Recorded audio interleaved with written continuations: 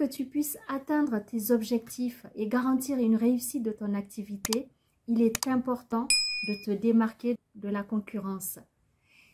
C'est-à-dire, tu as besoin d'avoir une perfection dans ce que tu fais. Sois perfectionniste dans ce que tu fais et ça va t'amener à garantir une réussite dans ton activité. Ne sois pas trop à la recherche de cette perfection, même si je te conseille de développer si tu ne l'as pas.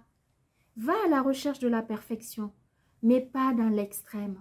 Et tu vas voir que en utilisant cette qualité, en allant chercher la perfection dans ce que tu fais dans ton activité, pour vraiment atteindre une réussite parfaite de ton business dans ton activité, tu vas voir que ça va être bénéfique. Utilise cette capacité financière que tu as pour aider les autres, à les aider plutôt à mettre en place une source de revenus.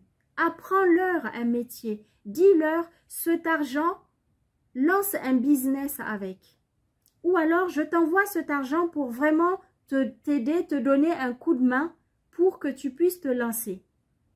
Mais en aucun cas, nourrir cet assistanat, entre guillemets, je pèse bien mes mots, il ne faut pas mal interpréter mes dires, c'est-à-dire que ce qui se passe, il y a des personnes régulièrement qui envoient de l'argent pour aider la famille, mais vous ne leur rendez pas service, mes amis. Pourquoi? Parce que plus tu envoies de l'argent et plus tu les bloques dans l'épanouissement qui est le leur, c'est-à-dire tu les empêches de développer leur créativité. Tu les empêches de se débrouiller tout seuls parce que tu envoies et tu envoies régulièrement encore et encore.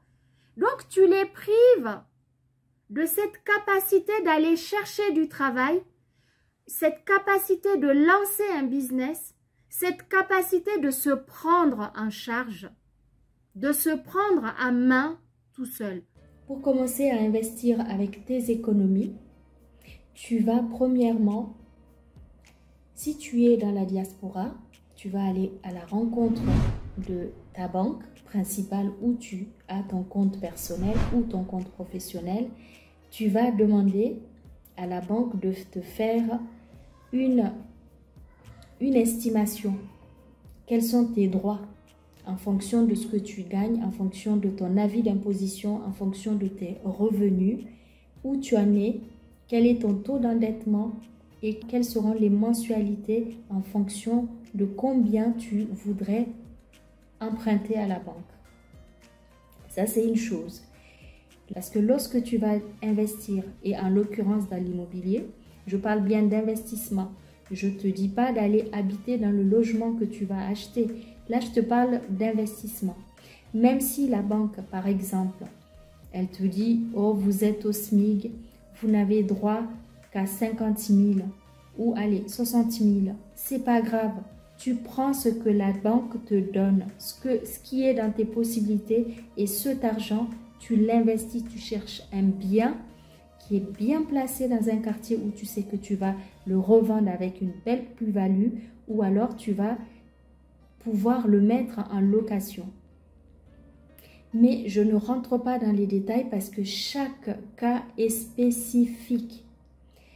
Même quand il s'agit du locatif, il faut savoir qu'il y a pas mal de règles qui rentrent en compte et qui peuvent faire augmenter le taux d'endettement parce que là, il va augmenter très fort.